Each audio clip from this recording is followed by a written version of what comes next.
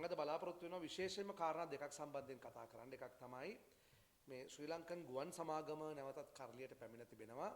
කල්බදු ක්‍රමයට සේවයටගත් අහස් යන්ත්‍රාවක් ගුවන් යානයක් සංදර්ශනාත්මකව මේ රට තුළට ගෙනීම සම්බන්ධයෙන් සහ ඒ තුල ආණ්ඩුව අමතක කරලා තිබෙන ප්‍රධාන කාරණා සම්බන්ධව වගේම ඊයේ දිනේදී පාර්ලිමේන්තු මන්ත්‍රීවරයෙක් වන යාපනයෙන් පැමිණි අර්ජුනා මන්ත්‍රීවරයා ඊටම බරපතල චෝදනාවක් කරා මේ කාරණා දෙක පිළිබඳව මම කතා කරන්න බලාපොරොත්තු වෙනවා. ප්‍රථමයෙන්ම ශ්‍රී ලංකා ගුවන් සමාගම ගැන කතා කරනකොට අපි බොහොම වචන පරිස්සමෙන් කතා කරන අපේ නායකතුමා අපිට උපදෙස් දුන්නා ඉවක් බවක් නැතුව දේශපාලන වාසිවලට මේ රටේ ආර්ථික මර්මස්ථාන ගැනත් ආර්ථිකයට බලපාන ප්‍රධාන කාරණා ගැනත් කට කියවන්න එපා කියලා. මොකද මේ අපේ රටේ ජාතික ගුවන් සේවය ගැන තමයි අපි මේ කතා කරන්නේ. රටක ජාතික ගුවන් සේවය කියලා කියන්නේ රටේ ප්‍රගමනය පෙන්වන තැනක්. ලෝක ඉතිහාසයේ ගුවන් යානා සහ ඒ ශේෂ්ත්‍රය පිළිබඳ කතා කරොත් උදාහරණයක් මම කියන්නේ 1980 සිංගප්පූරුව නැත්නම් ඊස්ට් ඒෂියා ආදී රටවල්. ඒ කියන්නේ මේ ඔය චීනය, සිංගප්පූරුව, මැලේසියාව ආදී රටවල් වල ගුවන් සේවා පුළුල් වුණා. ඊට පස්සේ 1990 2000 දශකයේ මැද පෙරදිග රටවල් අපි කියන්නේ මීන රීජන් කියලා. ඒ මැද පෙරදිග රටවල මේ ගුවන් සේවා පුළුල් වුණා. අදටත් ඔවුන් ලෝකයේ ගුවන් ගමන් පිළිබඳව නමක් දිනාගෙන තිබෙන ආයතන පවත්වාගෙන යන මේ මැද පෙරදිග රටවල්. එතකොට මේ සෑම රටකම මේ ගුවන් ශාස්ත්‍රීය ප්‍රගමනයට සංසන්දනාත්මකව රටවල් දියුණු වෙලා තියෙනවා. ඒ නිසා මේ ගුවන් සේවය කියලා කියන්නේ රටකට ජාතික වැදගත්කමක් තියෙන කාරණයක්. ඒ නිසා අපේ නායකතුමා බොහොම වක්කීමෙන් අපි හැමදෙනාටම කිව්වා මේ ගැන කතා කරන්න ඒක අපේ වගකීමක්. හැබැයි මේ ජාතික ගුවන් සේවය සහ එහි ඉන්න සේවකයන් මේ වැරදි වලට පලි නැහැ. ඒ නිසා මේ ගැන කතා කරද්දි කට කියවන්න එපා කියලා. ඒ නිසා වගකීමෙන් තමයි මම මේ මාධ්‍ය ඉදිරියේදී අද මේ ප්‍රකාශ කීපය කරන්නේ. ප්‍රථමයෙන්ම මම මුලින් කී පරිදි රටක ප්‍රගමනය සහ රටක ජාතික වැදගත්කමක් තිබෙන ආයතනයක් තමයි ජාතික ගුවන් සේවය. දැන් මේ ජාතික ගුවන් සේවයට අපි දන්නවා ශ්‍රී ලංකන් ගුවන් සමාගමට නොයෙකුත් ආකාරයේ දේශපාලන අතපෙවීම් නිසා එය බංකොලොත් තත්වයට පත් වුණා. එතකොට මේ ගුවන් සමාගමේ තිබුණු අහස් යන්ත්‍රා මේ අහස් යාන ඔවුන්ට අහිමි වුණා මේ බංකොලොත් තත්වයන් තුල. ඊට පස්සේ කල්බදු ක්‍රමයට මේ ගුවන් යානා මිලට ගැනීම නැත්නම් සේවයට ගැනීම ආරම්භ වුණා. මට මතක විදිහට චන්ද්‍රිකා බණ්ඩාර කුමාරතුංග මැතිණිය තමයි මේක ලොකුවට සරුවටම කරේ. අර ඩ්‍රයි ලීස් ක්‍රමයට ගුවන් යානා ගන්න වැඩපිළිවෙල පටන් ගත්තේ. කොහොම වෙතත් ගුවන් සමාගමට අයත් මේ ඒ ඇණිය අපි කියන පූල් එකේ ගුවන් යානා 22කට ආසන ප්‍රමාණයක් තිබෙනවා. මේ ඊයේ පෙරේදා කුලියට ගෙනාවේ 23 වෙනි ගුවන් යානය. දැන් මම ඉස්මතු කරන්න උත්සාහ කරන්නේ මට ඊටම කනගාටුයි මේ රටේ ආණ්ඩුවේ මානසිකත්වයේ මේක.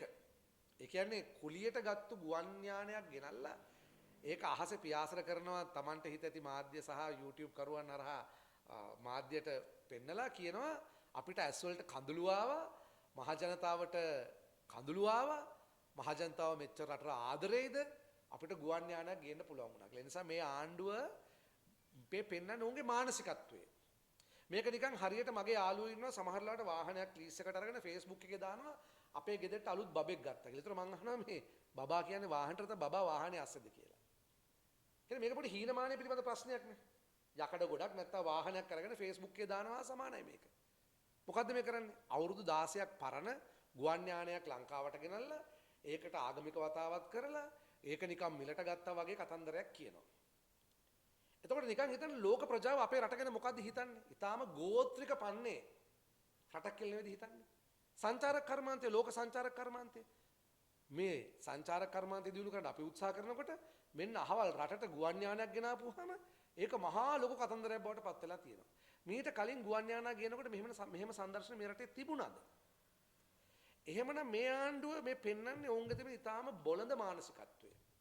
ඒ නිසා අපි මේ ආණ්ඩුවට කියනවා මේ ශ්‍රී ලංකන් ගුවන් සමාගමේ මේ අහස් යානයක් ගුවන් යානයක් ගෙනල්ලා මේ සංදර්ශනාත්මකව මහ ජනතාව කඩයවනකොට හිතනද තමුන්නාන්සලාට වටිනා ඡන්දය දුන්නු තමුන්නාන්සලාගේ ඡන්දදායකයව තමයි හැල්ලුවට ලක් කරන්නේ. ඒ මේ ආණ්ඩුව හිතනවා ඔවුන්ට ඡන්දය ලබා දුන් ලක්ෂ 69 ඊටාම මේ ප්‍රාථමිකයි මොකුත් තේරෙන්නේ නැති මිනිස්සු කියලා. ඒ නිසා මේ රටේ ඡන්දදායකයට අපහාස කරන්න එපා කියන යෝජනාව අපි ආණ්ඩුවට ප්‍රථමයෙන්ම කියනවා. ඊළඟට ශ්‍රී ලංකන් ගුවන් සමාගම ගොඩ ගන්නා විදිහ පිළිබඳ පන්ති පවත්වන්න පුළුවන් දක්ෂව අපි ගාව ඉන්නවා. මං කියනවා ආණ්ඩුවට බංකුව අරන් එන්න. බංකුව අරගෙන එන්න අපි ගාවට. මොකද මේ පිළිබඳ ශ්‍රේෂ්ඨයේ පරිමාණික දැනුම තිබෙන විශේෂඥයන් අපි ගාව ඉන්නවා. මේක ගොඩ දාන ක්‍රමය අපි දන්නවා. මේක ගොඩ දාන ක්‍රමයේ විවිධ පැතිකඩවල් තියෙනවා. අපි ලොං හෝල් ෆ්ලයිට් වලට යනවද ෂෝට් හෝල් ෆ්ලයිට් වලට යනවද? අපි එක පැත්තකින් ඉන්දියාව එක පැත්තකින් චීනය ලෝකේ වැඩිම ජනගහනිත රටවල් දෙකක අතරමැද ඉන්නේ. අපි මේ ගමනාන්ත කොතෙන්ද අපි සකසන්නේ? පය 5-6 ගමනාන්ත වලට කියලා වැඩි ලාභ ගන්නවද? කරන්න බැරි දේවල් ගිහිල්ලා අන ගන්නවද? ඊළඟට මේ දැන් මම උදාහරණ දුන්නේ මේ එක ක්‍රමෝපායක පැත්තක්. ඒතර මේ ආණ්ඩුව කරන්න ඕනේ මේ ශ්‍රී ලංකන් ගුවන් සමාගම ගොඩ ගන්න වැඩපිළිවෙලක් මිස මේ බද්දට ගත්තු ගුවන් යානයක් ගෙනලා ලංකාවේ මිනිස්සු අන්දන එක නෙමෙයි අපි ගුවන් යානයක් ගත්තා කියලා. මේ බද්දට ගත්තු ගුවන් යානය හරියට අපි වාහනයක් බද්දට ගත්තා හා සමානයි. ඇත්තට මේ ගුවන් යානා බදු ගැනීමෙන් සිද්ධ වෙන්නේ කවදාවත් අපිට අයිතිය එන්නේ නැහැ. සදාකාල අපි බදු ගෙවන ඩ්‍රයි ලීස්. දැන් වාහනයක් නම් බදු ගෙවලා අපිට නැවත ඒක ලැබෙනවා. මොකද ගුවන් ශ්‍රේෂ්ඨය තුල ආයතන ගොඩක් වෙලාවට කරන්නේ බදු දිගටම අරගෙන පස්සේ නැවත ඒක බාර දෙනවා. එතකොට අපි ආණ්ඩුවට අභියෝග කරනවා බිලියන් 300කට විශාල ණය ප්‍රමාණයක් දරන ශ්‍රී ලංකන් ගුවන් සමාගම නැවත ප්‍රතිව්‍යුහගත කරන ක්‍රමය ගැන කතා කරන්න. මේකේ ණය අඩු කරන ප්‍රමාණය ගැන කතා කරන්න. කොහොමද මේ ගුවන් සමාගම ලාභ ලබන්නේ කියන දේ ගැන කතා කරන්න. අපි ඒ නිසා ආණ්ඩුවට අභියෝග කරනවා මේකට පාර්ලිමේන්තුවේ විවෘත විවාදයක් කරන්න. පාර්ලිමේන්තුවෙන් පිටත විවාදයක් කරන්නත් අපි සූදානම්. මොකද මේ සමාගම හොඳ නිදර්ශනයක් රාජ්‍ය ව්‍යවසායකත්වයේ බංකොලොත් වීම පිළිබඳව කතා කරන්න. රාජ්‍ය ව්‍යවසායකත්වයට අනවශ්‍ය දේශපාලන අතපෙවීම පිළිබඳව කතා කරන්න.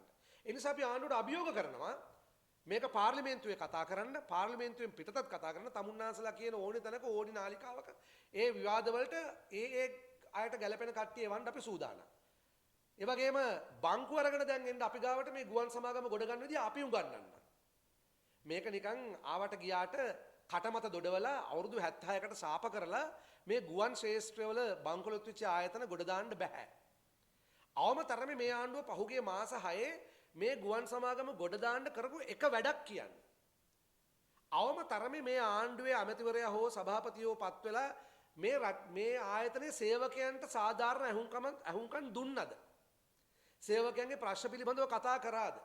ඒව කිසිවක් නොකර ගුවන් යානයක් ගෙනල්ලා මේ රටේ මිනිස්සුම ගොනාට අන්දනවා. අපි ගුවන් යානයක් ගත්තා රටේ මිනිස්සුන්ගේ ඇස් වලට කඳුළු ආවා කියලා. ඒ මිනිස්සුන්ව හැල්ලුවට ලක් කරන්නේ. ජාත්‍යන්තරයට ගෙනියන්නේ ඊටාම නරක පණිවිඩයක්.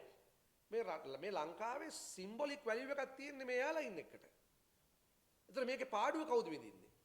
සේවක අර්ථසාධක කරමුදල, මහජන බැංකුව, ලංකා බැංකුව, ඉදිරිගිරීම් බැංකුව.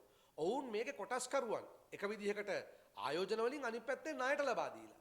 එතකොට මේ මහජන මුදල් තිබෙන ආයතන මුදල් ආයෝජනය කරලා බංකොලොත් ලබන බංකොලොත් ආයතනයකට ඒ ආයතනය ගොඩ ගන්න උත්සාහ කරන්නේ නැතුව මේ විදිහේ ඊටාම ප්‍රාථමික ආකාරයේ සංදර්ශන ඉදිරිපත් කරනකොට අපිට දැනෙන්නේ ඉදිරියටත් මේ වැඩේ කරයි.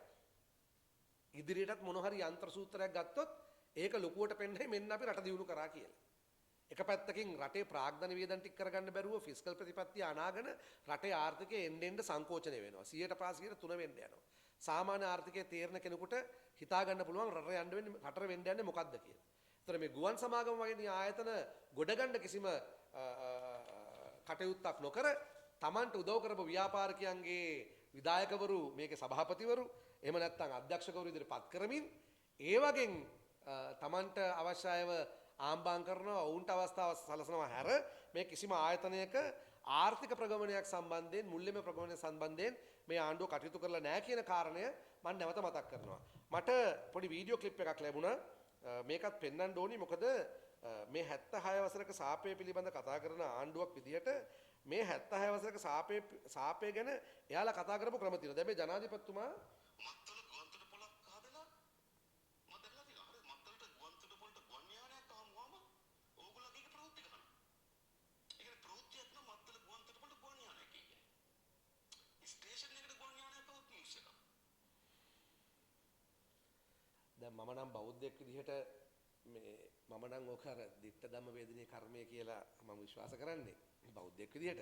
ඒ නිසා තමයි අපි කටමැත දොඩවන්නේ නැත්තේ. මොකද මේ අපි යථාර්ථවාදී දේශපාලනේ නියැලෙන නිසා. ඉතින් ජනාධිපතිතුමා සමහරට හිතන්නේ නැතුව මේක කියන්න ඇති. සමහරට ජනාධිපතිතුමා දන්නෙත් නැතුව ඇති මෙහෙම ගුවන් යානයක් ගෙනල්ලා අවුරුදු 16ක් පරණ ගුවන් යානයක් ගෙනල්ලා මේ වගේ සංදර්ශනාත්මක වැඩ කටයුතු කරන කණ්ඩායමක් එක්ක වැඩ කටයුතු කරන්න කියලා මට එතුමා ගැන අනුකම්පාවක් සහ කනගාටුවක් තිබෙන්නේ. ඉතින් මම නැවතත් අභියෝග කරනවා. එකක් තමයි මේ ශ්‍රී ලංකන් ගුවන් සමාගම නිදර්ශනයක් කරගෙන රාජ්‍ය ව්‍යවසායකත්වය බංකොලොත් වීම, දේශපාලනීකරණය වීම සම්බන්ධයෙන් පුළුල් මහජන කතිකාවතක් ඇති කරන්න ඒක අනිත් ව්‍යවසායකත්වය සම්බන්ධයෙන් හොඳ අවධානයක් යොමු කරන්නට පූර්විකාවක් වෙයි. අපි අභියෝග කරනවා මේක පාර්ලිමේන්තුවේ විවාදයට එන්න, පාර්ලිමේන්තුවෙන් පිට විවාදයට එන්න.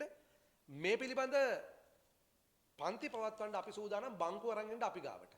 බංකුව අරන් එන්න අපි ගාවට ගුවන් සේවා සමාගමක් ගොඩ දාන විදිය මේ ගුවන් සේවා කොහොමද කාර්යක්ෂමව පවත්වගෙන යන්නේ කියන පන්තිය අපිට පවත්වන්නට පුළුවන්. ඒක තමයි මගේ පළවෙනිම කාරණය. ඊළඟට ඊයේ පාර්ලිමේන්තු මන්ත්‍රී අර්චුනා මන්ත්‍රීතුමා ඊයේ බරපතල චෝදනාවක් කරා කන්ටේනර් 323 සම්බන්ධයෙන්. සමග ජන බලවේගයේ තමයි පළවෙනිට මේ කන්ටේනර් 323 පිළිබඳව ජනවාරි 17 සිදුවුණු මේ අක්‍රමිකතාවය පිළිබඳව කතා කරේ. අපි දිගින් දිගටම කිව්වා ආණ්ඩුව ක්ලීන් නම් ක්ලීන් ශ්‍රී ලංකා කරන්න කලින් ආණ්ඩුවේ පොත්පත් ක්ලීන් කරගන්න කියලා. ක්ලීන් ශ්‍රී ලංකා කියලා වල් ගලව මල් හිට ඉන්නවා වඩා තමන්ගේ පොතපත ක්ලීන් නම් පෙන්නන්න කවුද මේ 323 ගෙනාවේ කියලා. මොකද්ද කරේ? 323 ගැන කතා කරන අයට වක්‍රව හෝ ඍජුව තර්ජනය කරනවා. දැන් අර අපේ දයාසිරි මන්ත්‍රීතුමාට දැන් මේ තර්ජනාත්මක තත්වයක් ඇති කරලා තියෙනවා. එතුමා ඇහුවෙත් මේ අර්චුනා කියන ප්‍රශ්නේම තමයි. ඉතින් ආණ්ඩුවට දැන් අපි අභියෝග කරනවා එකක් තමයි දැන්වත් මේ මාස 6ක් ගිහිල්ලා තාම මේ බහලුම් 323 ලයිස්තුව එළියට දාගන්න බෑ. අපි චෝදනා කරන්න කලින් අපි කිව්වේ මේ ලයිස්තුව එළියට දාන්න කියලා. ඉතින් ආණ්ඩුව ලයිස්තුව එළියට දාන්නේ නැත්නම් ආණ්ඩුවට බරපතල ප්‍රශ්නයක් තියෙනවා. දැන් මේ බරපතල තත්ත්වය තවත් තීව්‍ර වෙනවා. මොකද අර්චුනා මන්ත්‍රීතුමා දමිළ ජාතිකයෙක් වෙලා මං හිතනවා ඌ ලංකාවට ආදරේ මුණු මිනිස්සෙක්. ඔහු කියන්නේ මේ තුවක්කු අවියාවි දෙන්න ඕනේ නැහැ කියලා. ඔහු බරපතල චෝදනාවක් කරන්න තමන්ගේ ජීවිතයට හානියක් සිද්ධ වුණත් මම මේක කියනවා. අපි දිගින් දිගටම කිව්වා ජනාධිපතිවරණේ නොලැබුණු ඡන්ද ප්‍රමාණයක් උතුරු නැගෙනහිර කොහොමද ලැබුණේ කියලා. අපි දන්නවා දමිළ ඩයස්පෝරාව. ඒ කියන්නේ මේ ත්‍රස්ත ක්‍රියාවන් නැවත පණවන්නට උත්සාහ දරන කණ්ඩායමක් මේවා හරහා ව්‍යාපාර කරගත්තු මේ මාෆියා මේ රටේ ඉන්න සැබෑ දමිළ ජාතිකයවත් සැබෑ සිංහල ජාතිකයත් අතර ප්‍රශ්නයක් තිබෙන්නේ නැහැ. එයාලා කවදාවත් මේ රට බෙදා ගන්න ඕනි කියලා කිව්වේ නැහැ. මේවා හැමදාම කරේ දේශපාලනට මුවා වෙලා එක එක ජාවාරම් කරුවන් තමයි මේවා කරේ. එතකොට මේ අර්චුනා මන්ත්‍රීතුමා කියනවා ඌට ඩයස්පෝරාවෙන් බලපෑම් කරා ජනාධිපතිවරණයට පෙර මහමැතිවරණයට පෙර. එතකොට අපිට සාධාරණ සැකයක් එනවා ජනාධිපතිවරණය නොලැබුණු ඡන්ද ප්‍රමාණයක් කොහොමද මේ මාලිමාවට ගියේ කියලා. ඉතින් මේක මහජනතාවගේ අයිතියක් නෙවෙයි මේ ප්‍රශ්නේ අහන එක. විපක්ෂ විදියට අපි මේ ප්‍රශ්නේ මහජනතාව වෙනුවෙන් ඇසිය යුතු නැද්ද? ඒ නිසා අපි ආණ්ඩුවට ඉල්ලීමක් කරනවා දැන්වත් මේ බැහැලුම් 323 මොකද්ද කියලා ප්‍රකාශ කරන්න. ජනාධිපතිතුමා අගමැතිතුමිය මත් දැක්ක මේ එකී නොකී මෙකී මන්ත්‍රීවරුන් ගිහිල්ලා මේ රටේ රාජ්‍ය සේවකයන්ට තරවටු කරනවා. මම දැක්ක කවුරු හරි මේ දැකලත් නැති මන්ත්‍රීවරයෙක් කියනවා තව සතියයි දොට්ට දානවා රාජ්‍ය සේවකයෝ කියලා. මතකද නැත තමුණාස මතක නම් කියන්නේ. මම දැක්ක පාර්ලිමේන්තු මන්ත්‍රීවරයෙක්. රටේ ලොක්කත් කියනවා රාජ්‍ය සේවකයට දඬුවම් කරනවා එළියට දානවා කියලා. මේ පාර්ලිමේන්තු මන්ත්‍රීත් කියනවා. දැන් පාර්ලිමේන්තු විතර නෙවෙයි. අර රට අනුරට කියලා සින්දු කියන්නේ ප්‍රාදේශ සභාවේ මන්ත්‍රීලා. දැන් ඒත් කියනවා රාජ්‍ය සේවකයන්ට පයින් ගහලා එළියට දානවලු. යකෝ රාජ්‍ය සේවකයන්ට පයින් ගහලා එළියට දාන්න කලින් මාස 6ක් ගිහිල්ලා මේ තාම වාර්තාව දාගන්න බෑ. නිකන් හිතන්නකෝ 323ක වාර්තාව මේක X කම්පැනි ගෙනාව මෙච්චරක් Y කම්පැනි ගෙනාව මෙච්චරක්. ඉතින් මේක දාගන්න බැරි ආණ්ඩුවද මේක ක්ලීන් කරමු කියන්නේ. මේ ලයිස්තුව ගැන කිසිම විදියකට මහජනතාවට නිර්වද්‍ය ප්‍රකාශයක් කරන්න බැරි ආණ්ඩුවද රට දූෂණයෙන් ගලවගමු කියන්නේ. නිසා මේ අර්චනා මන්ත්‍රීතුමා කරපු ප්‍රකාශය ඊටාම බරපතල ප්‍රකාශයක්. ත්‍රස්ත ක්‍රියා සම්බන්ධ ප්‍රකාශයක්. ඔහු කියන්නේ අවියාවිද මේවායි ගෙනල්ලා තියෙනවා කියලා. ඒ නිසා අපි ආණ්ඩුවට ඉල්ලීම් දෙකක් කරනවා. එකක් මේ පිළිබඳ විධිමත් පරීක්ෂණයක් කරන්න. දෙක අර්චනා මන්ත්‍රීවට අනිවාර්යයෙන්ම ජීවිත ආරක්ෂාව ලබා දෙන්න ඕනේ. ඔහුගේ ජීවිතය ආරක්ෂා කරන්න ආණ්ඩුව සම්පූර්ණයෙන් බැඳලා ඉන්නවා. මොකද ඔහුට තියෙන තොරතුරක් මේ විදිහට ප්‍රකාශ කරපු එක පිළිබඳව අපිට අයිතියක් තියෙනවා. ඒක සත්‍ය අසත්‍යතාවය දැනගන්න සහ ඔහුගේ ජීවිතය අනිවාර්යයෙන්ම රකින්න එක මේ ආණ්ඩුවේ වගකීමක්. ඔහුගේ ජීවිතයට හානියක් සිද්ධ වුණොත් ඒක මේ ආණ්ඩුව සම්පූර්ණ වගකීම් බාර ගන්න ඕනේ කියන කාරණේත් මම යෝජනා කරනවා.